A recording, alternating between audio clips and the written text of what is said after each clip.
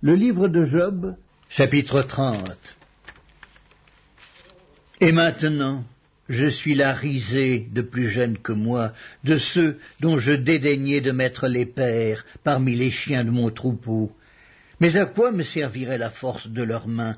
Ils sont incapables d'atteindre la vieillesse, desséchés par la misère et la faim. Ils fuient dans les lieux arides depuis longtemps abandonnés et déserts. Ils arrachent près des arbrisseaux les herbes sauvages, et ils n'ont pour pain que la racine des genêts. On les chasse du milieu des hommes, on crie après eux comme après des voleurs.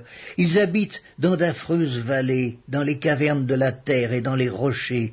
Ils hurlent parmi les buissons, ils se rassemblent sous les ronces. Êtres vils et méprisés, on les repousse du pays. Et maintenant, je suis l'objet de leurs chansons, je suis en butte à leurs propos. Ils ont horreur de moi, ils se détournent, ils me crachent au visage. Ils n'ont plus de retenue, et ils m'humilient. Ils rejettent tout frein devant moi. Ces misérables se lèvent à ma droite et me poussent les pieds. Ils se frayent contre moi des sentiers pour ma ruine. Ils détruisent mon propre sentier et travaillent à ma perte, eux à qui personne ne viendrait en aide.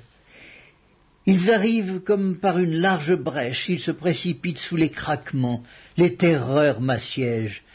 Ma gloire est emportée comme par le vent, mon bonheur a passé comme un nuage. Et maintenant, mon âme s'épanche en mon sein, les jours de la souffrance m'ont saisi. La nuit me perce et m'arrache les os, la douleur qui me ronge ne se donne aucun repos. Par la violence du mal, mon vêtement perd sa forme. Il se colle à mon corps comme ma tunique. Dieu m'a jeté dans la boue et je ressemble à la poussière et à la cendre. Je crie vers toi et tu ne me réponds pas. Je me tiens debout et tu me lances ton regard. Tu deviens cruel contre moi. Tu me combats avec la force de ta main.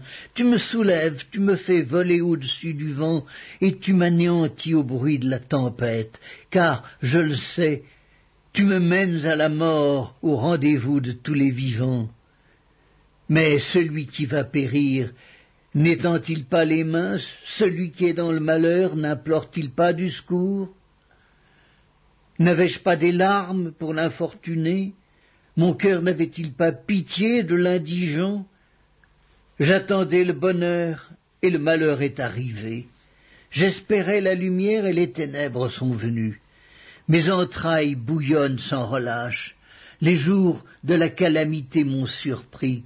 Je marche noirci, mais non par le soleil. Je me lève en pleine assemblée et je crie. Je suis devenu le frère des chacals, le compagnon des autruches. Ma peau noircit et tombe, mes os brûlent et se dessèchent.